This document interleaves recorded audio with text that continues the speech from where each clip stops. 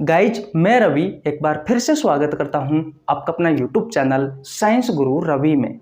Guys जैसा कि आपने थंबनेल में टाइटल में देखा, आज की इस वीडियो में हम चर्चा करने वाले हैं मानव में निषेचन की क्रिया कैसे होती है। ह्यूमन फर्टिलाइजेशन के बारे में आज की इस वीडियो में बात करेंगे। क्या होता है गाइज निषेचन की क्रिया? मैं आपको बता दूं, नर युग्मक एक्चुअली में नर युग्मक शुक्राणु को कहा जाता है और मादा युग्मक कहा जाता है अंडाणु को। तो भैया इस क्रिया में नर युग्मक वह मादा युग्मक आपस में संलयन होते हैं। बेटा संलयन का मतलब होता है जुड़ना, चिपकना। तो बेटा मैंने कहा नर युग्मक व मादा युग्मक का आपस में संलयन होना क्या कहलाता है बेटा? निषेचन की क्रिया कहलाती है। तो गाइज आज की इस वीडियो में इसी टॉपिक के बारे में बात करने वाले हैं डिटेल में। थोड़ा बहुत इंट्रो दे देता हूं मैं आपको। हम चैप्टर पढ़ रहे हैं बेटा रिप्रोडक्टिव सिस्टम।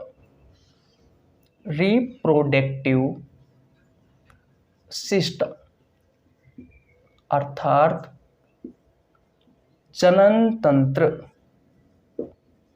गाइज ये topic railway, SSC, NDA, PCS, NEET, पटवार, पुलिस सभी परीक्षाओं के लिए अति महत्वपूर्ण है। यही चैप्टर आपको क्लास 12th में देखने को मिलेगा मानव जनन के नाम से। किस नाम से? मानव जनन। गाइज इस चैप्टर की 8 क्लास कंप्लीट हो चुकी है। आज हमारी इस चैप्टर की ये 9वीं क्लास है और इसमें हम पढ़ने वाले हैं भैया निषेचन की क्रिया के बारे में। किसके बारे में भैया? निषेचन की क्रिया के बारे में। निषेचन की क्रिया के बारे में क्या होता है गाइज निषेचन की क्रिया? एक मिनट सुनिए। मैंने आपको लास्ट क्लास में बताया था बेटा नर युग्मक क्या है भैया? तो नर युग्मक होता है बेटा शुक्राणु। एक्चुअली में ये युग्मक क्या होते हैं बेटा? एक प्रकार की जनन कोशिकाएं होती है, वह कोशिका जो जनन में सहायक होती है। और मादा युग्मक कौन सा है बेटा जो मादा में पाया जाता है? मादा युग्मक है भैया अंडाणु। क्या है भैया? अंडाणु। तो बेटा ये जो शुक्राणु और आपस में जो ये अंडाणु होता है ये आपस में जुड़ते हैं, ये संलयन होते हैं, आपस में चिपकते हैं। तो भैया निषेचन की क्रिया होती है। क्या होता है? निषेचन की क्रिया होती है। और निषेचन की क्रिया के तहत बेटा एक संरचना का निर्माण होता है। किसका निर्माण होता है? एक संरचना का निर्माण होता है जिसे हम कहते हैं भैया युग्मनज, या फिर इसे जाइगोट कहा जाता है। बेटा ये जो युग्मनज में जाइगोट है ये मानव जीवन की पहली कोशिका है। ये क्या है बेटा? मानव जीवन की पहली कोशिका है। इसी से ही एम्ब्रियो बनेगा। मानव जीवन की पहली कोशिका है। इसी से ही भैया एम्ब्रियो बनेगा। इसी से ही भैया बच्चा बनेगा। पूरे 9 माह तक बच्चेदानी में या गर्भाशय में सर्वाइव होगा और उसके बाद में 9 महीने के बाद में बेटा उस बच्चे का जन्म हो जाएगा।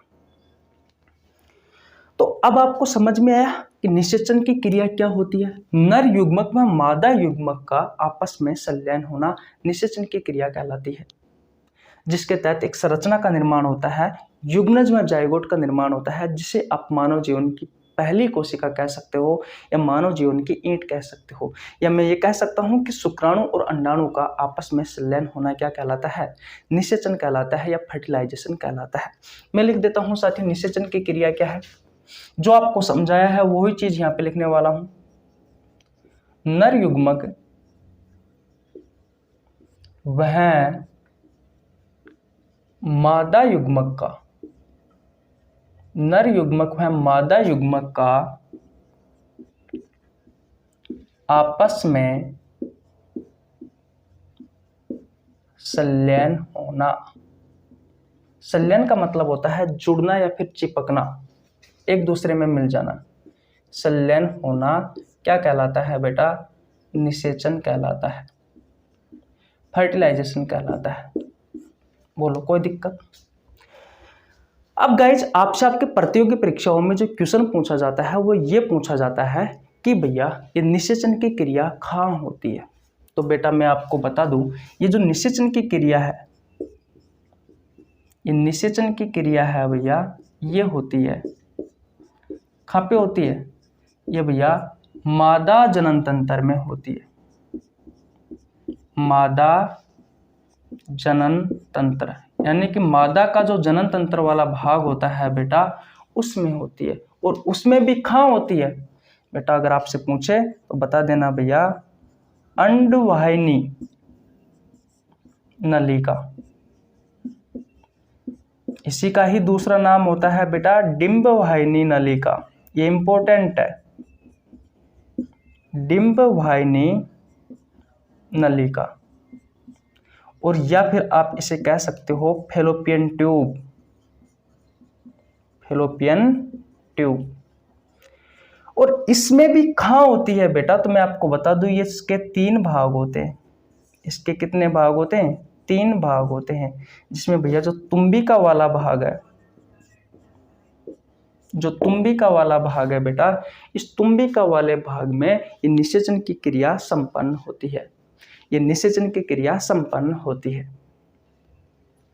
बोलो क्या यहाँ तक की कहानी आपको समझ में आई। मैंने क्या कहा, नर युग्मक व मादा युग्मक का आपस में संलयन होना, जुड़ना, आपस में चिपकना निषेचन कहलाता है। ये निषेचन किस क्रिया कहाँ होती है, तो भैया मादा जनन तंत्र है, मादा का जो मादा जनन तंत्र वाला भाग है वहाँ होती है। उसमें भी कहाँ, तो अंडवाहिनी नलिका कह सकते हो, आपके ऑप्शन में अंडवाहिनी नलिका आ सकता है। जितने भी कॉम्पिटिटिव एग्जाम वाले देख रहे हैं उनको मैं बता दूं, अंडवाहिनी नलिका ऑप्शन में हो सकता है, डिंबवाहिनी नलिका ऑप्शन में हो सकता है, फैलोपियन ट्यूब ऑप्शन में हो सकता है। और अगर आपसे पूछे कि अंडवाहिनी नलिका के किस भाग में, तो भैया तुम्बिका वाले भाग में। इसके 3 भाग होते हैं बेटा फैलोपियन ट्यूब के, एक होता है तुम्बिका एम्पुला, एक होता है संकीर्ण पथ जिसे इस्तमस कहते हैं, एक होता है कुपिका। ये 3 भाग होते हैं, जिसमें से जो बीच वाला भाग होता है तुम्बिका, इस तुम्बिका वाले भाग में बेटा अंडाणु और शुक्राणु आपस में मिलते हैं और उसे ही क्या कहते हैं, क्या कहा जाता है बेटा, निषेचन फर्टिलाइजेशन कहा जाता है। अब गाइस बात आती है कि शुक्राणु का निर्माण कैसे होता है और अंडाणु का निर्माण कैसे होता है। तो मैं आपको बता दूं बेटा, मैंने ये दोनों ही क्लास ले रखी है। शुक्र जनन वाली क्लास ले लेना, जिसमें आपको पता लग जाएगा कि शुक्राणु का निर्माण कैसे होता है। अंड जनन वाली जो क्लास है वो ले लेना, जिसमें आपको पता लग जाएगा बेटा कि अंडाणु का निर्माण कैसे होता है। किसी को कोई परेशानी नहीं होनी चाहिए। अब बेटा ये कहानी जो मैंने आपको बोर्ड पे बताई है, वो सारी कहानी बेटा अब हम डिटेल में पढ़ने वाले हैं, ताकि आपको बहुत अच्छे से समझ में आए एक एक चीज, कोई दिक्कत नहीं होनी चाहिए। इसको मिटा दो बेटा, ओके। अब बेटा हम किसका डायग्राम बनाएंगे, अब हम बनाएंगे मादा जनन तंत्र का। क्यों बनाएंगे, इसलिए बनाएंगे बेटा क्योंकि निषेचन की जो क्रिया होती है वो कहाँ होती है, वो होती है बेटा मादा जनन तंत्र वाले भाग में, मादा में होती है बेटा ये निषेचन की क्रिया। देखिए ये क्या है बेटा, यहां बनाते हैं, ये है भैया आपका उल्टी नाशपाती के समान दिखाई देने वाला गर्भाशय। अभी पूरा नहीं बनाया है, गर्भाशय अधूरा बनाया है, इसको अच्छे से बनाएंगे। ऊपर ऐसे भी होता है, ठीक है। यहां से बेटा कुछ इस तरीके से सक्रिय नली होती है, जिसे कहा जाता है संकीर्ण पथ, संकीर्ण पथ। आगे जाके बेटा यही भाग थोड़ा फूला हुआ होता है, कुछ इस तरीके से। ये वाला भाग होता है बेटा तुम्बिका, ठीक है।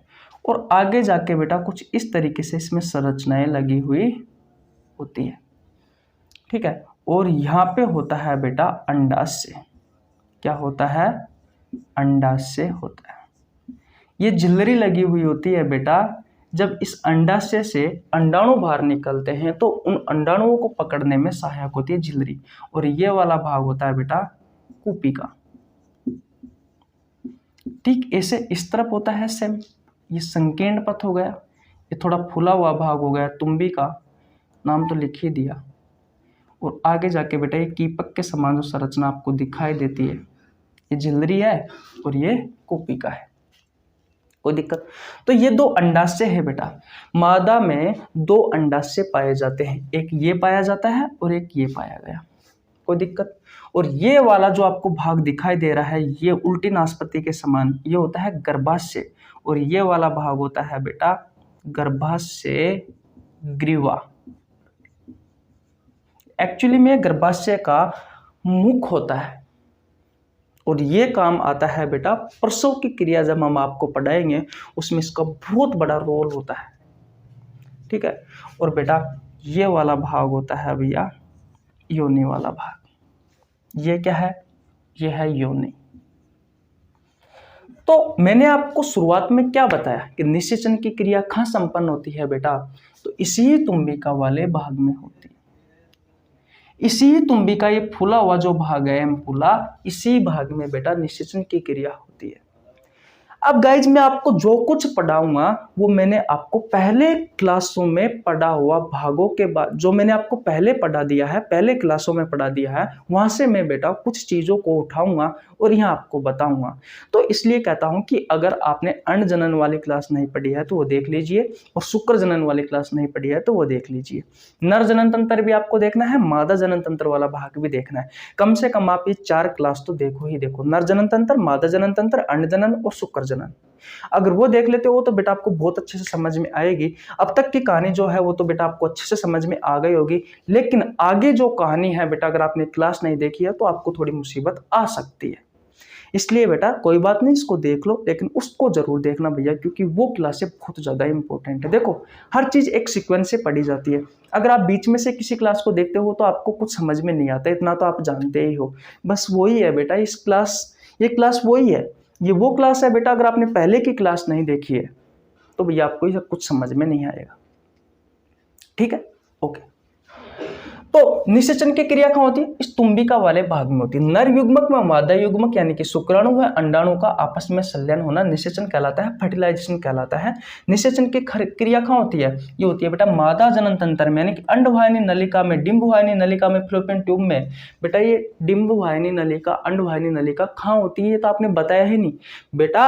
ये जो सारी की सारी आपको संरचना दिखाई दे रही है यहाँ से लेकर के यहाँ तक, ये सारी की सारी ही बेटा फेलोपियन ट्यूब है। इस फेलोपियन ट्यूब का मतलब क्या होता है बेटा? इस फेलोपियन ट्यूब का मतलब होता है अंडवाहिनी नलिका, डिंबवाहिनी नलिका। इसके 3 भाग होते हैं, एक संकीर्ण प्रत्यक्ष स्टमस भी कहते हैं, एक होता है तुम्बिका वाला भाग से एम्पुला कहते हैं, और एक होता है कुपिका वाला भाग। इसमें झिल्लरी लगी होती है, झालर लगी हुई होती है, जो बेटा जब अंडाशय से अंडाणु निकलता है तो उसको पकड़ने में सहायता करता है, यानी कि उसको पकड़ने का कार्य करता है। कोई दिक्कत नहीं होनी चाहिए, बोलो भैया। किसी को कोई परेशानी नहीं होनी चाहिए। मिटा दूं क्या भैया? बोलो मिटा दूं? ठीक है, मिटा रहा हूं। आ गई यहां तक की कहानी समझ में? ओके। अब बेटा मैं ये सारी चीजें मिटा रहा हूं क्योंकि आपको इतना तो मैंने आपको बता ही दिया। आशा करता हूं आपको बहुत अच्छे से समझ में आ गया होगा। अब बेटा जो मैं आपको जानकारी देने वाला हूं वो देने वाला हूं भैया जो आपने किस में पढ़ा, जो आपने पढ़ा बेटा अंड जनन वाले चैप्टर में या अंड जनन वाले वीडियो में। ठीक है। संरचना किसकी बनाते हैं? मैं एक अंडाशय बनाता हूं बेटा। वैसे मैं आपको बता दूं ये जो अंडाशय होता है ये महिला में एक जोड़ी होता है। तो ये किसकी संरचना है बेटा? ये है भैया अंडाशय की। तो जब भी देखा होगा आपने, मैंने आपको अंड जनन वाले चैप्टर में पढ़ाया था, अंड जनन वाली जो वीडियो थी उसमें बताया था कि किस तरीके से अंडाणु का निर्माण होता है। तो बेटा सबसे पहले जो अंडाणु का निर्माण हुआ था तो पहले किसका निर्माण हुआ था? प्राथमिक पुटक का निर्माण हुआ था। फिर उसके बाद में द्वितीयक पुटक का निर्माण हुआ था।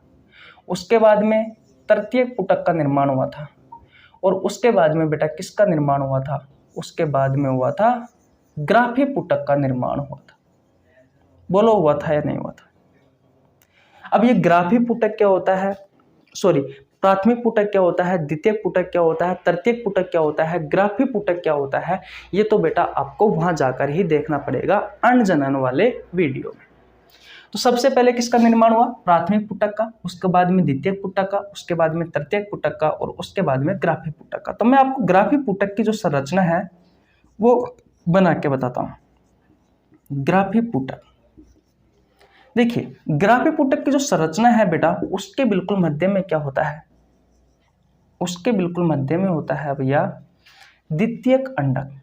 क्या होता है बेटा, वो होता है भैया द्वितीयक अंडक। क्या होता है बेटा, द्वितीयक अंडक होता है। कोई परेशानी किसी को नहीं होनी चाहिए। इस द्वितीयक अंडक के बेटा चारों ओर क्या होता है, एक इसके ऊपर एक आवरण होता है, इसे कहा जाता है जोना पेलुसिडा। इसे क्या कहा जाता है, जोना पेलुसिडा। ये आवरण है एक्चुअली में, जोना पेलुसिडा। बोलो कोई दिक्कत किसी को, ये पेलुसिडा है, जोना पेलुसिडा। मैंने कहा द्वितीयक अंडक के चारों ओर एक आवरण होता है जिसे कहा जाता है जोना पेलुसिडा। बेटा मैंने आपको जब ग्राफीपुटक की संरचना पढ़ाई थी तो मैंने आपको बताया था कि छोटी छोटी कणिकामय कोशिका होती है। वो कणिकामय कोशिका बेटा किसका निर्माण करती है, वो बेटा इसके ऊपर एक आवरण और पाया जाता है। ये एक बेटा आवरण होता है, इसे कहा जाता है कोरोना रेडिएटा। पढ़ाया था ना, आ रहा है कुछ याद? ठीक, पहला जो आवरण था वो था जोना पेलुसिडा। दूसरा आवरण था बेटा, ये जो दूसरा आवरण होता है ये कणिकामय कोशिकाओं से ही मिलकर के बना होता है। तो आपको कुछ इस तरीके से दिखाई देता है, ये है कोरोना रेडिएटा। कोई दिक्कत? और बेटा उसके बाद में ये कणिकामय कोशिका बहुत सारी इसके चारों ओर लगी हुई होती है। और बेटा आपने देखा होगा एक खाली जगह और होती है कुछ इस तरीके से। तो ये है बेटा एक गुहा जिसे आपने कहा था एंट्रम। यह है भैया एंट्रम गुहा जो इस ग्राफीपुटक की संरचना में होता है। उसके ऊपर बेटा क्या होता था, इस तरीके से थीकल परत होती थी। और ये थीकल परत बेटा दो भागों में बटी हुई थी। तो अंदर वाली जो परत थी वो तो थी भैया थीकल इंटरना, थीकल इंटरना। और एक बाहर एक परत और होती थी, और ये बाहरी जो परत थी बेटा ये क्या कहलाती है, ये कहलाती है भैया थीकल एक्सटर्ना, थीकल एक्सटर्ना। देखिए दोबारा समझाता हूं। बिल्कुल मध्य में क्या होता है, द्वितीयक अंडक। द्वितीयक अंडक के चारों ओर बेटा एक परत होती है जिसे कहा जाता है जोना पेलुसिडा। इसके चारों ओर कणिकामय कोशिकाओं से बनी हुई एक परत और होती है, इसे कहा जाता है कोरोना रेडिएटा। उसके बाद में बेटा बहुत सारी कणिकामय कोशिका होती है और एक आवरण होता है, एक आवरण होता है जिसे कहा जाता है गुहा, एक खाली जगह होती है जिसे कहा जाता है गुहा। इस गुहा का नाम है एंट्रम। और इसके चारों ओर थीकल की दो परत होती है। थीकल दो परतों में बट जाती है बेटा, एक होता है थीकल इंटरना, अंदर वाली परत है, और बाहर वाली है थीकल एक्सटर्ना। अगर ये आपको समझ में नहीं आ रही है ये संरचना तो मैं आपको फिर बता दूं, वर्णजनन वाली वीडियो अगर आपने नहीं देखी है तो पहले जाओ, नहीं तो भैया मुझे गाली देके जाओगे कि पता नहीं क्या पढ़ा रहे। इतनी बात क्लियर बेटा? ओके। अब होता क्या है बेटा, LH हार्मोन का स्तर बढ़ जाता है। जो LH हार्मोन है बेटा इसका क्या बढ़ जाता है, स्तर अचानक बहुत बढ़ जाता है, बहुत तेज हो जाता है। और बेटा इसी हार्मोन के स्तर के बढ़ने से बेटा ये जो ग्राफीपुटक होता है ये ग्राफीपुटक फट जाता है। ये ग्राफीपुटक क्या हो गया बेटा, फट गया। जैसे ही बेटा ये फटा, जैसे ही बेटा ये फटा तो हुआ क्या, हुआ क्या बेटा, ये जो द्वितीयक अंडक होता है ये द्वितीयक अंडक इससे बाहर आ गया। ये द्वितीयक अंडक इससे बाहर आ गया। कोई दिक्कत? और इस द्वितीयक अंडक के साथ में क्या क्या आया, इस द्वितीयक अंडक के साथ में क्या क्या आया, इस द्वितीयक अंडक के साथ में आया बेटा इसकी बाहरी परत जोना पेलुसिडा। और क्या क्या आया, तो एक बेटा ये भी आई थी एक परत और कोरोना रेडिएटा। एक क्या आया, एक आया भैया कोरोना रेडिएटा। बोलो भैया इतनी कहानी आपको समझ में आई या नहीं आई, सबसे पहले मुझे ये बताओ। बोलो भैया ये समझ में आई या नहीं आई? मैंने कहा कि जैसे ही LH हार्मोन का स्तर बढ़ा, ये ग्राफी पुटक की जो संरचना थी बेटा ये फट गई, ये फट गई। और फटने के बाद में बेटा इससे ये जो द्वितीयक अंडक है, ये जो द्वितीयक अंडक है बेटा ये बाहर आया। द्वितीयक अंडक के साथ में इसकी जो परत है जोना पेलुसिडा वो आई, और बेटा कोरोना रेडिएटा ये जो परत है बेटा ये भी आई। कोई दिक्कत? अब भैया इस अंडाशय से क्या आ गया, ये अंडाणु यहां आ गया। ये जो झालर है बेटा, ये जो झालर है, इस झालर ये ऐसे होती है, ऐसे करती रहती है। तो ये इनका काम क्या होता है बेटा, जैसे ही इस अंडाशय से अंडाणु निकला और बेटा इस अंडाणु को पकड़ लिया, यानी कि इस द्वितीयक अंडक को पकड़ लेता है कौन, ये। और जैसे ही पकड़ा बेटा तो ये किससे जुड़ा होता है, ये कूपिका वाले भाग से जुड़ा हुआ होता है, फ्लोपियन ट्यूब के इस कूपिका वाले भाग से जुड़ा हुआ होता है बेटा। तो यहाँ पर ये अंडाणु कहाँ पे आ गया है, यहाँ पे आ गया। गाइस जो शुक्राणु होता है, जो स्पर्म होता है वो गतिशील होता है, लेकिन बेटा ये जो अंडाणु होता है, ये जो द्वितीयक अंडक है, ये द्वितीयक अंडक बेटा गतिशील नहीं है। ये द्वितीयक अंडक बेटा गतिशील नहीं है। अब होता क्या है इसमें बेटा, सीलिया कुछ इस तरीके से संरचनाएं होती है, कुछ इस तरीके से ही सीलिया लगी हुई होती है इनकी किनारों पर, जो क्या करती है बेटा, इस द्वितीयक अंडक को कहाँ लेके जाती है, इस तुबिका वाले भाग में, इस तुम्बिका वाले भाग में, इस एम्पुला वाले भाग में लेके जाती है कौन, ये सीलिया। कोई दिक्कत? बोलो, यहां तक किसी को कोई परेशानी है क्या? नहीं होनी चाहिए। मैंने कहा ये जो अंडाशय होता है, इस अंडाशय से जैसे ही अंडाणु ये द्वितीयक अंडक बाहर निकला तो इसको किसने पकड़ा, इस जिल्लरी ने पकड़ा, इस झालर ने पकड़ा, जो कुपिका वाले भाग से जुड़ी हुई होती है। और भैया कुपिका वाले भाग में आ गया, क्योंकि ये झालर किससे जुड़ी हुई थी, इस कुपिका वाले भाग से जुड़ी हुई होती है। और बेटा इनकी दीवारों पर क्या लगे होते हैं, इसे सीलिया लगी हुई होती है, जो भैया इस द्वितीयक अंडक को कहां पर पहुंचाते हैं, इस तुम्बिका वाले भाग में पहुंचाने का कार्य करते हैं। अब बेटा ये जो अंडाणु है, ये जो द्वितीयक अंडक है, ये बेटा 24 घंटे तक इंतजार करता है किसका बेटा, शुक्राणु का इंतजार करता है। किसका इंतजार करता है, शुक्राणु का इंतजार करता है।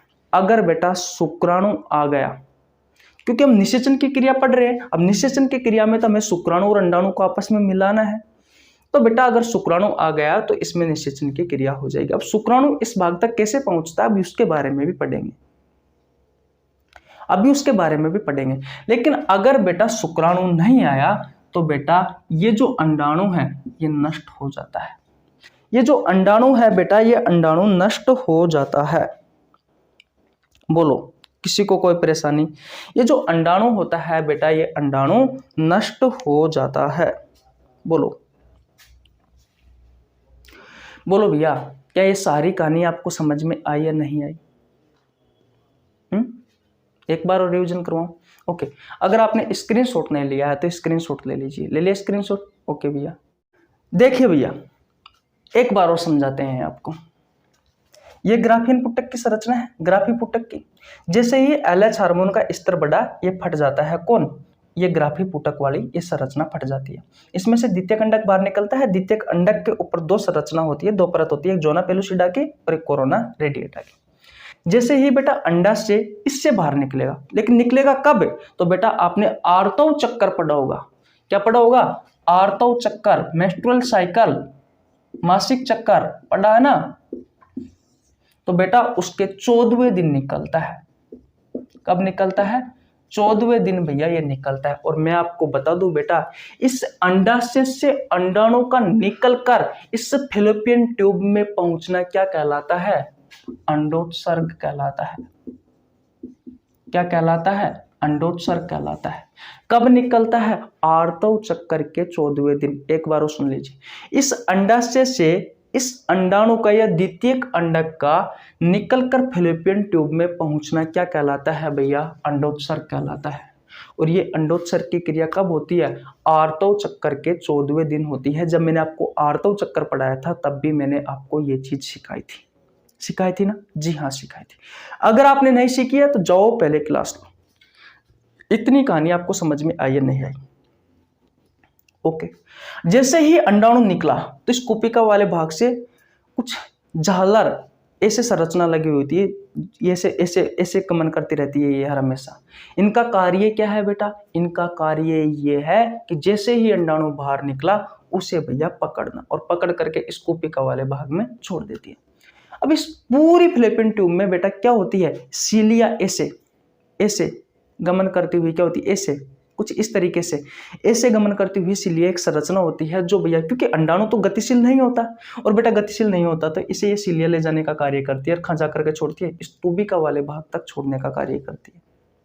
सीलिया ले जाती है बेटा इसे एक स्थान से दूसरे स्थान पर इस डिंबवाहिनी नलिका में, इस फ्लैपियन ट्यूब में। ठीक है, जैसे ही बेटा मैथुन की क्रिया होगी तो शुक्राणु यहाँ पहुंचेगा, लेकिन हमें तो निषेचन करवाना है, निषेचन करवाना है तो शुक्राणु जरूर पहुंचेगा। निषेचन की क्रिया होगी। अब शुक्राणु कैसे पहुंचता है बेटा उसके बारे में भी पढ़ेंगे। इतनी बात क्लियर है? ओके। कब निकलता है बेटा ये?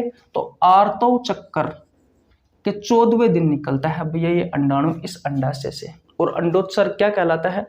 अंडाशय से अंडाणु का निकलकर फ्लैपियन ट्यूब में पहुंचना ही क्या कहलाता है? अंडोत्सर्ग कहलाता है। बोलो, कोई दिक्कत किसी को नहीं होनी चाहिए। भैया मैंने अंडाणु को इस तुम्बिका वाले भाग तक पहुंचा दिया, इस द्वितीय कंडक को तुम्बिका वाले भाग तक पहुंचा दिया। अब बेटा हम पढ़ेंगे नर जनन तंत्र के बारे में। मिटा दूं? ओके ठीक भाई, ये सारी कहानी आपको समझ में आ गई होगी, आ गई ना? बोलो भैया। मैं मेरे बारे में बता देता हूं, मेरा नाम रवि है, मैं सभी प्रतियोगी परीक्षाओं के लिए बायोलॉजी पढ़ाता हूं। जो कंटेंट आपको पेड कोर्स में उपलब्ध नहीं होता उससे अच्छा कंटेंट देने की कोशिश करता हूं। आपको हमारे साथ जुड़ने के लिए 1 रुपये देने की आवश्यकता नहीं है, सिर्फ आपको हमारे चैनल को सब्सक्राइब करना है, बेल आइकन को प्रेस करना है, जिससे आपके पास हमारे वीडियो का नोटिफिकेशन टाइम टू टाइम पहुंच सके। गाइज मैंने बायोलॉजी के बहुत सारे चैप्टर करवा रखे हैं, बहुत सारे चैप्टर की एमसीक्यू सीरीज करवा रखी है। अगर आपने नहीं देखी है तो आप हमारे चैनल पर जाकर चेकआउट कर सकते हैं। देखिए अब क्या पढ़ेंगे बेटा? अब हम पढ़ेंगे नर जनन तंत्र के बारे में। नर जनन तंत्र के बारे में पढ़ेंगे। देखिए गाइज, जब भी मैथुन की क्रिया होती है, जब भी मैथुन की क्रिया होती है तो भैया सीसन वाले भाग द्वारा, सीसन भाग द्वारा, सीसन जानते हो ना, पेनिस, इस सीसन भाग द्वारा मादा के योनि भाग में, मादा के योनि भाग में, वेजाइना वाले भाग में, योनि भाग में वीर्य छोड़ा जाता है, वीर्य छोड़ा जाता है। और गाइज इस वीर्य में क्या होते हैं? इस वीर्य में बेटा शुक्राणु होते हैं। जब भी एक बार वीर्य छोड़ा जाता है तो लगभग 200 से 300 मिलियन शुक्राणु बेटा मादा के योनि भाग तक आते हैं। इतनी कहानी आपको समझ में आई या नहीं आई? गाइज जब भी मैथुन की क्रिया होती है तो सीसन भाग द्वारा, यानी कि नर का, मैं लिख देता हूं, नर का जो सीसन वाला भाग है उसके द्वारा, पेनिस वाले भाग द्वारा मादा के योनि भाग में वीर्य छोड़ा जाता है। इस वीर्य में शुक्राणु होते हैं। अगर आपने नर जनन तंत्र वाला चैप्टर नहीं पढ़ा है तो जाके देख लीजिए। तभी तो कहता हूं बेटा ये जो चैप्टर है, ये जो क्लास है, ये सारे के सारे ही, जब तक आज तक मैंने जितने भी आपको ये जो 8 वीडियो करवाए हैं उन सभी में से कुछ न कुछ उठाया गया है बेटा। देखिए नर के सीसन भाग द्वारा मादा के योनि भाग में वीर्य छोड़ा जाता है, और इस वीर्य में क्या होता है बेटा? शुक्राणु होते हैं। कितने होते हैं? लगभग 200 से 300 मिलियन। गाइज मैं आपको बता दूं 1 मिलियन में 10 लाख होते हैं। तो आप सोच लीजिए भैया, मैं तो आपको आती होगी कि भैया कितने शुक्राणु आए। और बेटा मैं आपको बता दूं इस 200 से 300 शुक्राणुओं में से, 200 से 300 शुक्राणु में से सिर्फ बेटा 200 या फिर 250 शुक्राणु, 250 शुक्राणु बेटा कहाँ पहुंचते हैं? योनि वाले भाग तक पहुंचते हैं। सिर्फ कितने? 200 या फिर 250, 200 से लेकर के 250 की संख्या में शुक्राणु कहाँ तक पहुंचते हैं? योनि वाले भाग में नहीं भैया, फैलोपियन ट्यूब वाले भाग में। इस फैलोपियन ट्यूब वाले भाग में, यानी कि इस तुम्बिका वाले भाग में, इस तुम्बिका वाले भाग में देखिए, यह है योनि वाला भाग। इसमें बेटा वीर्य यहाँ पे आया, और इस वीर्य में क्या है भैया, इस वीर्य में है शुक्राणु, जो आपको कुछ इस तरीके से दिखाई देते हैं, कुछ इस तरीके से दिखाई देते हैं। बेटा ये जो शुक्राणु होते हैं ये गतिशील होते हैं, जैसे सांप चलता है ना वैसे चलते रहते हैं। 3D वीडियो यूट्यूब पे बहुत सारी पड़ी हुई है, वहां से देख लेना। तो भैया ये आगे आ गए, ये गर्भाशय से होते हुए बेटा, इस गर्भाशय से होते हुए बेटा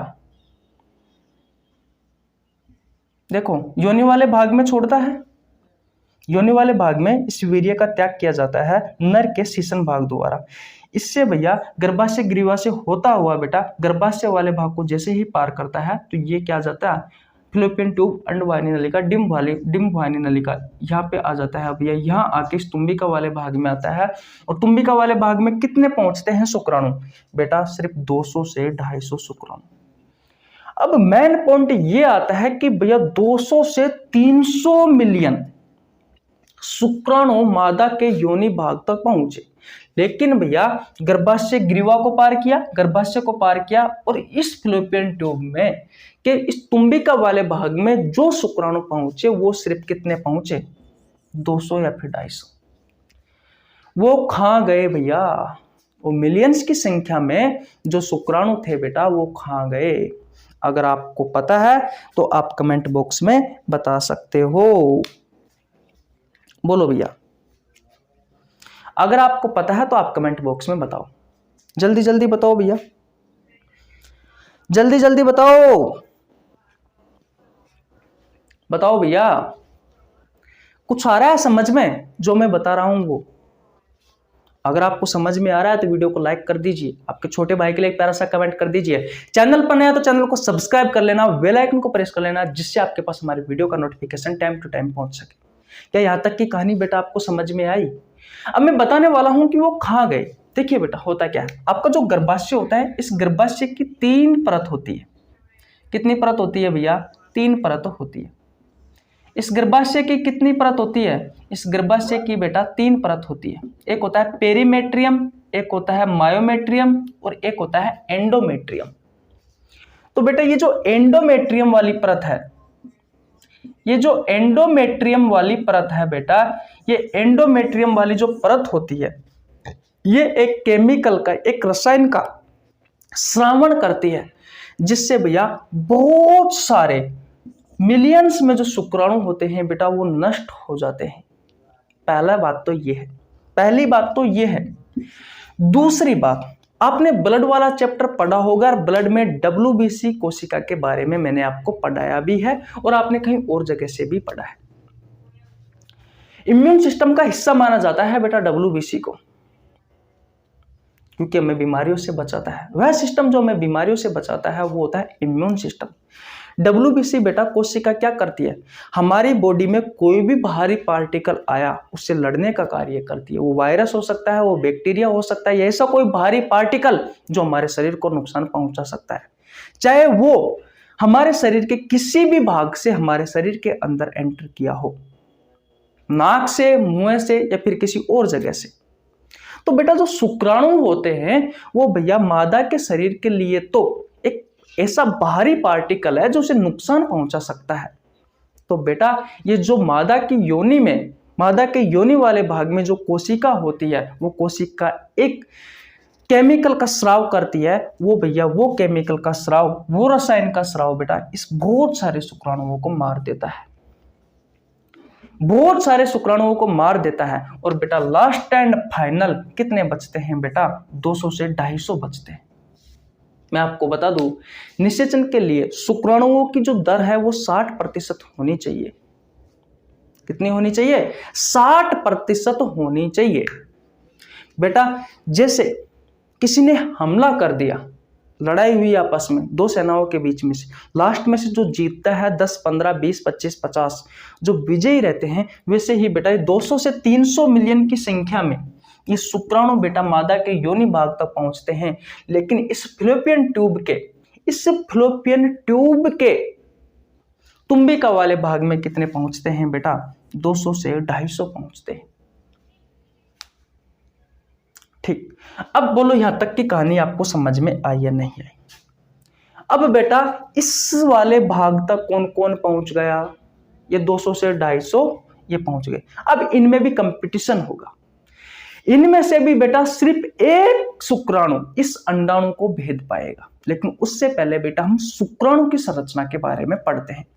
शुक्राणु की संरचना के बारे में पढ़ने के बाद में बेटा फिर हम आपको आगे बताएंगे कि कैसे इन 250 शुक्राणुओं के बीच में कंपटीशन होता है। उनमें से बेटा सिर्फ एक जो सबसे तेज होता है वो अंडाणु को भेद पाता है। सिर्फ एक बेटा अंडाणु को भेद पाता है। क्या यहां तक की कहानी आपको समझ में आई? आनी चाहिए बेटा, नहीं आई है तो आनी चाहिए। अगर आपने स्क्रीनशॉट नहीं लिया है तो स्क्रीनशॉट ले लीजिए। मैं इस वाले भाग को मिटा देता हूं, यहां पर आपको शुक्राणु की संरचना के बारे में बताता हूं ताकि आपको थोड़ा बहुत नॉलेज हो जाए। चले भैया आगे। ओके, देखिए भैया अब हम किसके बारे में चर्चा करेंगे? अब हम बात कर रहे हैं शुक्राणु की संरचना के बारे में। शुक्राणु की संरचना के बारे में देखिए बेटा कैसे होती है। शुक्राणु की संरचना कुछ इस तरीके से होती है, कुछ इस तरीके से होती है भैया, कुछ इस तरीके से होती है। यह है भैया सिर वाला भाग, ठीक है, यह है ग्रीवा वाला भाग, और यह है भैया मध्य वाला भाग, और यह है अंतिम भाग जिसे आप पूंछ कहते हो, पूंछ वाला भाग। कोई दिक्कत किसी को नहीं होनी चाहिए, ठीक है बेटा। ये जो मध्य वाला भाग होता है इसमें माइटोकॉन्ड्रिया होता है कुछ इस तरह का, जो शुक्राणु को ऊर्जा प्रदान करता है, जो शुक्राणु को ऊर्जा प्रदान करता है, शुक्राणु को ऊर्जा प्रदान करता है, जिसके कारण बेटा वो सांप की तरह इसे तेजी से भागता है। इस वाले भाग में होता है माइटोकॉन्ड्रिया, जो भैया शुक्राणु को ऊर्जा देता है और जिसके कारण भैया ये शुक्राणु तेजी से भागते हैं। यहाँ तो कोई दिक्कत? बेटा ये जो शुक्राणु होता है इसके चारों ओर एक झिल्ली और होती है, और बेटा ये जो झिल्ली होती है इस झिल्ली को कहा जाता है प्लाज्मा झिल्ली। इस झिल्ली को कहा जाता है प्लाज्मा झिल्ली। और बेटा ये प्लाज्मा झिल्ली क्या करती है? ये बेटा शुक्राणु को सुरक्षा प्रदान करती है, ये शुक्राणु को सुरक्षा प्रदान करती है। लेकिन गाइज ये कब? जब ये भैया गर्भाशय वाले भाग में पहुंचता है कौन? शुक्राणु। उस समय बेटा ये जो आंतरिक दीवार है गर्भाशय की, जिसे एंडोमेट्रियम कहा जाता है, इससे एक केमिकल का स्राव होता है, और वो केमिकल का स्राव बेटा इस प्लाज्मा झिल्ली को नष्ट कर देता है, इस प्लाज्मा झिल्ली को नष्ट कर देता है। इतनी बात क्लियर? ओके भैया। ये जो सिर वाला भाग होता है इसमें केंद्रक होता है बेटा, इसमें केंद्रक होता है। और बेटा आपको पता है इस शुक्राणु का निर्माण अर्धसूत्री विभाजन से हुआ है। इसमें बेटा 23 गुणसूत्र होंगे, यानी कि ये अगुणित होगा, यानी कि ये अगुणित होगा। और इसी केंद्रक से बेटा अंडाणु पाद में मिलेगा, उसका कहानी बाद में समझेंगे। बेटा इसके आगे वाला जो भाग होता है ये होता है एक्रोसोम, ये होता है बेटा एक्रोसोम। और इस एक्रोसोम में क्या होते हैं? स्पर्म। स्पर्म इस आगे वाले भाग में क्या होते हैं बेटा? स्पर्म लाइजिंग एंजाइम होते हैं। और ये स्पर्म लाइजिंग जो एंजाइम होते हैं, स्पर्म लाइजिंग जो एंजाइम होते हैं, इनका कार्य क्या है बेटा? ये अंडाणु को भेदने का कार्य करते हैं। ये एंजाइम क्या करते हैं? ये भैया ये जो अंडाणु होता है उस अंडाणु को भेदने का कार्य करता है। उनकी परतों को, अंडाणु की जो परतें होती है, जो द्वितीय कंडक आपने मैंने आपको पढ़ाया था, यह अभी भी द्वितीय कंडक है बेटा, अंडाणु नहीं है। अंडाणु का तो आगे निर्माण होगा, लेकिन मैं समझाने के लिए आपको ताकि आप आसान भाषा में समझ सके इसलिए अंडाणु शब्द यूज में कर रहा हूं। बेटा ये जो द्वितीयक अंडक है इसकी परतों को ये शुक्राणु भेद सके बेटा, इसलिए भैया, इसलिए यहाँ पर ये एंजाइम होते हैं। किस वाले भाग में? इस एक्रोसोम वाले भाग में। ये यहाँ होते हैं बेटा सिर वाले भाग में। इतनी कहानी समझ में नहीं आई है तो एक बार और बताता हूँ। ये संरचना है। ऊपर वाला भाग सिर वाला भाग है, मध्य वाला भाग के जस्ट ऊपर ये जो भाग आपको दिखाई दे रहा है ये ग्रीवा वाला भाग है, ये मध्य वाला भाग है, पूंछ वाला भाग है। मध्य वाले भाग में माइटोकॉन्ड्रिया होती है जो शुक्राणु को ऊर्जा देती है, जिसके कारण ये गति कर पाते हैं। इसके चारों ओर एक झिल्ली का आवरण होता है, इसे प्लाज्मा झिल्ली कहा जाता है। शुक्राणु को सुरक्षा प्रदान करती है, और जब शुक्राणु गर्भाशय की आंतरिक दीवार के पास से होकर के गुजरता है तो उस समय बेटा आंतरिक दीवार जो एंडोमेट्रियम होती है उससे केमिकल का स्राव होता है, जिसके कारण ये जो प्लाज्मा झिल्ली है बेटा ये नष्ट हो जाती है। बचा क्या, सिर्फ शुक्राणु की संरचना पड़ी। इसके आगे वाला जो भाग होता है उसे एक्रोसोम कहा जाता है। इसमें स्पर्म लाइजिंग एंजाइम होते हैं जो अंडाणु की परतों को भेदने का कार्य करते हैं या अंडाणु को भेदने का कार्य करते हैं। इतनी कहानी समझ में आई? बोलो, इतनी कहानी समझ में आई? ओके, तो स्क्रीनशॉट ले लीजिए, आपको आगे की कहानी और बताते हैं। ले ले स्क्रीनशॉट। अब बेटा हम बात करने वाले हैं कि किस तरीके से 200 से लेकर के जो 250 शुक्राणु बचे हैं ये किस तरीके से भैया इनमें कंपटीशन होता है, किस तरीके से ये अंडाणु को भेद पाते हैं। चलिए आगे। ओके भैया, स्क्रीनशॉट ले लीजिए, ले ले स्क्रीनशॉट। ओके, देखिए भैया आगे चलते हैं, चले। ओके, अब बेटा वापिस हम किसके बारे में पढ़ेंगे? अब वापिस हम तुम्बिका वाले भाग में जो द्वितीयक अंडक है बेटा इसके बारे में पढ़ेंगे। इतनी कहानी आपको समझ में आई या नहीं आई? देखिए भैया, फ्लोपियन ट्यूब का जो तुम्बिका वाला भाग में इसमें जो द्वितीयक अंडक है बेटा इसकी संरचना बनाते हैं। ये क्या है? ये है भैया द्वितीयक अंडक, द्वितीयक अंडक। और बेटा ये जो द्वितीयक अंडक होता है इसके चारों ओर एक परत का निर्माण और हो जाता है जिसे कहा जाता है परिपीतक, परिपीतक कहा जाता है। और इसके चारों ओर बेटा एक खाली जगह पाई जाती है, गुहा पाई जाती है, और इस गुहा को कहा जाता है परिपीतक अवकाश, परिपीतक अवकाश। और बेटा इसके चारों ओर क्या होता है? Zona pellucida. इसको मैं, ये जो खाली जगह है बेटा इसको मैं भर देता हूं ताकि आपको समझ में आ जाए कि ये परिपीतक अवकाश है। इसके बाद जो संरचना है वो है भैया जोना पेलुसिडा। और भैया कणिका में कोशिकाओं से एक परत का और निर्माण होता है, और इस परत को क्या कहा जाता है? इस परत को कहा जाता है भैया कोरोना रेडिएटा। कणिका में कोशिकाओं से इस कोरोना रेडिएटा परत का निर्माण होता है। यह है भैया कोरोना रेडिएटा।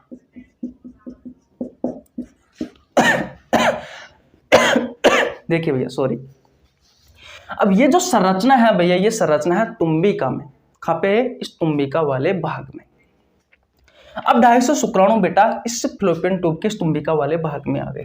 तो बेटा इसके चारों ओर इस तरीके से शुक्राणु होते हैं, कोई इस वाले भाग में, कोई इस वाले भाग में। और बेटा एक शुक्राणु ऐसा होता है, वैसे बहुत सारे शुक्राणु होते हैं, मैं बना देता हूं आप समझ जाइए। ऐसे ही चारों तरफ लिपटे हुए रहते हैं भैया, ठीक है। लेकिन एक जो शुक्राणु होता है बेटा वो भैया अंदर चला जाता है। यहाँ पे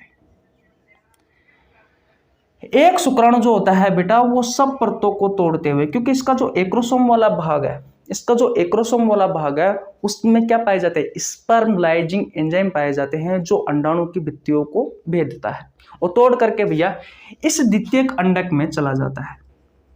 कहाँ पे चला जाता है भैया?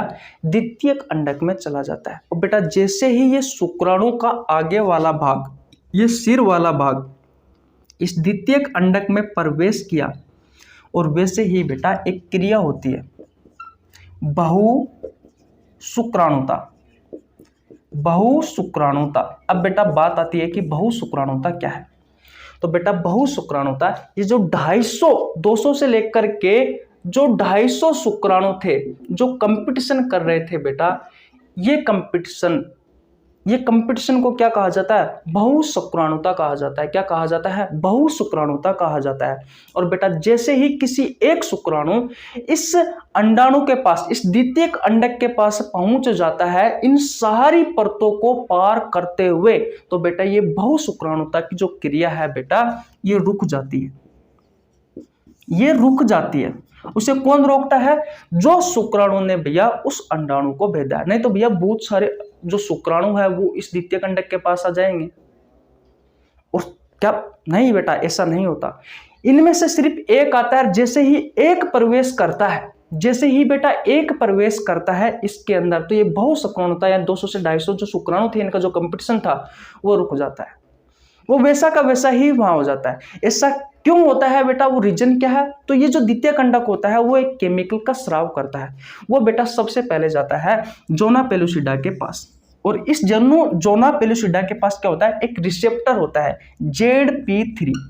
ये ZP3 बेटा, ये जो जोना पेलुसिडा ये जो होती है, इसके पास बेटा एक रिसेप्टर होता है ZP3। और ये ZP3 क्या करता है बेटा, ये भैया जितने भी शुक्राणु आ रहे हैं, ये रिसेप्टर है बेटा, ये सभी शुक्राणुओं को यहीं पर ही रोक देता है। एक अन्य और स्राव भैया, इस द्वितीय कंडक से एक अन्य और स्राव निकलता है, और जितने भी भारी परत है बेटा इस द्वितीय कंडक के चारों ओर, वो सभी परतों को भैया बंद करने का आदेश देता है। तो इसलिए बेटा ये जो 200 से लेकर के जो 250 अंडाणु थे, सॉरी जो 200 से लेकर के जो 250 शुक्राणु थे, इन सभी शुक्राणुओं का कंपटीशन खत्म हो जाता है, यानी कि बहु शुक्राणुता रुक जाती है, और सिर्फ बेटा एक शुक्राणु अंडाणु के पास पहुंचता है। वैसे ही ये बहु शुक्राणुता रुक जाती है, यानी कि 200 से 250 ये जो शुक्राणु थे, इनका कंपटीशन रुक जाता है। रुक गया बेटा, ओके। अब बेटा पूरा शुक्राणु अंदर नहीं जाता इस द्वितीय कंडक में बेटा, इस द्वितीय कंडक में बेटा, इस द्वितीय कंडक में पूरा शुक्राणु नहीं जाता बेटा, सिर्फ सिर वाला भाग जाता है, और सिर वाला भाग का जो एक्रोसोम वाला भाग है वो टूटता है, और इसमें से भैया शुक्राणु का जो केंद्रक होता है, शुक्राणु का जो केंद्रक होता है बेटा, वो केंद्रक किसके साथ जाके चिपकेगा, वो बेटा अभी मैं आपको बताता हूं। ये शुक्राणु का केंद्र किसके साथ जाके चिपकेगा बेटा, जो अंड जनन की वाली वीडियो मैंने आपको पढ़ाई थी, अंड जनन वाली वीडियो मैंने आपको पढ़ाई थी, वहां पर मैंने आपको एक बात बताई थी कि जो द्वितीयक अंडक होता है, जो द्वितीयक अंडक होता है, ध्यान से सुनना बेटा, जो द्वितीयक अंडक होता है, मैं अच्छे से बताता हूं बेटा, यहाँ पे बहुत इंपॉर्टेंट चीज है, बहुत इंपॉर्टेंट चीज है बेटा, ये यहां मिस मत करना। जो द्वितीयक अंडक होता है, इसलिए तो कहता हूं बेटा कि अगर आपने भैया अंड जनन वाली वीडियो नहीं देखी है तो जाओ पढ़ो। जो द्वितीयक अंडक है बेटा, इस द्वितीयक अंडक का अर्धसूत्री विभाजन, इस द्वितीयक अंडक का अर्धसूत्री विभाजन रुका था भैया, किस फेज में, मेटा फेज में रुका था भैया। किस फेज में रुका था, मेटा फेज में रुका था। मैंने आपको बताया था कि जैसे ही द्वितीय कंडक के पास बेटा शुक्राणु पहुंचेगा, ये शुक्राणु पहुंचेगा, वैसे ही बेटा इस द्वितीय अंडक में ये अर्धसूत्री विभाजन जो मेटा फेज में रुका है वो चालू हो जाएगा। और बेटा यहाँ पर जो विभाजन होता है ये असमान विभाजन होता है, ये असमान विभाजन होता है। दो कोशिकाओं का निर्माण होता है, एक होता है बिल्कुल बेटा छोटी सी ध्रुवीय कोशिका का निर्माण होता है, और एक होता है बेटा अंडाणु का निर्माण जो बहुत बड़ी होती है भैया इस ध्रुवीय कोशिका की तुलना में। एक होता है अंडाणु कोशिका का निर्माण, एक होता है बेटा अंडाणु कोशिका का निर्माण। और बेटा इसी अंडाणु कोशिका से भैया जो शुक्राणु का जो केंद्रक वाला भाग है, जो शुक्राणु का जो केंद्रक वाला भाग है बेटा, वो शुक्राणु का केंद्रक वाला भाग आपस में मिलेगा, और भैया इनके बीच में आपस में जुड़ेंगे ये, और निषेचन की क्रिया होगी, निषेचन की क्रिया होगी, और निषेचन की क्रिया के तहत बेटा एक संरचना का निर्माण होगा, एक संरचना का निर्माण होगा जिसे आप युग्मनज या फिर जायगोट कहते हो। युग्मनज में जायगोट कहते हो, जिसे आप क्या कहते हो, यहां तक दिख रहा है ना, एक संरचना का निर्माण होगा बेटा, और इस संरचना को आप क्या कहते हो, युग्मनज जायगोट कहते हो। यही बेटा हमारे जीवन की पहली कोशिका है। फिर आगे बेटा क्या कहानी होगी वो भैया हम नेक्स्ट क्लास में पढ़ेंगे, लेकिन उससे पहले मैं आपको बता दूं, जिस टाइम पर, जिस समय पर अंडोत्सर्ग की क्रिया हुई थी, यानी कि अंडाशय से अंडाणु भैया फ्लोपियन ट्यूब में गया था, उसी समय भैया शुक्राणु आना चाहिए। एक समय पर दोनों आने चाहिए, और एक समय पर बेटा जब दोनों आएंगे तो तुम्बिका वाले भाग में मिलेंगे तो ही निषेचन की क्रिया होगी। नहीं तो भैया आर्तव जो चक्कर होता है उसके 14वें दिन तो अंडाणु बाहर निकलता है, और भैया जो मैथुन की क्रिया है उसके तहत जो शुक्राणु पहुंच रहा है वो 20वें दिन पहुंच रहा है। तो नहीं भैया, क्योंकि मैंने आपको बताया था अंडाणु का जीवन काल सिर्फ 24 घंटे होता है, यह अंडाणु बेटा सिर्फ 24 घंटे शुक्राणु का इंतजार करता है। और मैं आपको बता दूं, जो शुक्राणु होता है, इस शुक्राणु का जीवन काल लगभग कितने होता है? 24 घंटे से लेकर के 36 घंटे होता है, 48 घंटे भी कह सकते हो, यानी कि 2 से 3 दिन होता है बेटा। कितना होता है? 2 से 3 दिन होता है, 2 से 3 दिन होता है। बोलो। तो ये बेटा मैंने आपको सारी कहानी पढ़ा दी, पूरी एनसीईआरटी में बेटा जो भी चीज पढ़ाई है पूरी एनसीईआरटी से पढ़ाई है। अगर आप प्रतियोगी परीक्षाओं की तैयारी कर रहे हो तो भी आपके लिए उपयोगी है, अगर आप क्लास 12th में हो तो उसके लिए तो उपयोगी है ही है। यहां पर भैया जो जानकारी दी जाती है सटीक दी जाती है, पूरी एनसीईआरटी से दी जाती है बेटा। यहां से आपके प्रतियोगी परीक्षाओं में बहुत सारे क्वेश्चन पूछे जाते हैं अगर बनाने वाला होना तो, इसलिए बेटा ये सभी परीक्षाओं के लिए उपयोगी है। इसकी 9 क्लास कंप्लीट हो चुकी है बेटा इस चैप्टर की, और अभी भी 2 क्लास और आने वाली है। एक अंतरोपण की क्रिया पढ़ेंगे, एक प्रसव क्रिया पढ़ेंगे, उसके बाद में चैप्टर समाप्त हो जाएगा। तो बोलो भैया, कहानी समझ में आई? ओके। तो कैसी लगी आपको वीडियो? अगर वीडियो अच्छी लगी हो तो वीडियो को लाइक कर देना, चैनल पर नया तो चैनल को सब्सक्राइब कर लेना, बेल आइकन को प्रेस कर लेना, जिससे आपके पास हमारे वीडियो का नोटिफिकेशन टाइम टू टाइम पहुंच सके। मिलते हैं गाइस किसी नेक्स्ट वीडियो में, तब तक के लिए जय हिंद, जय भारत, राम राम।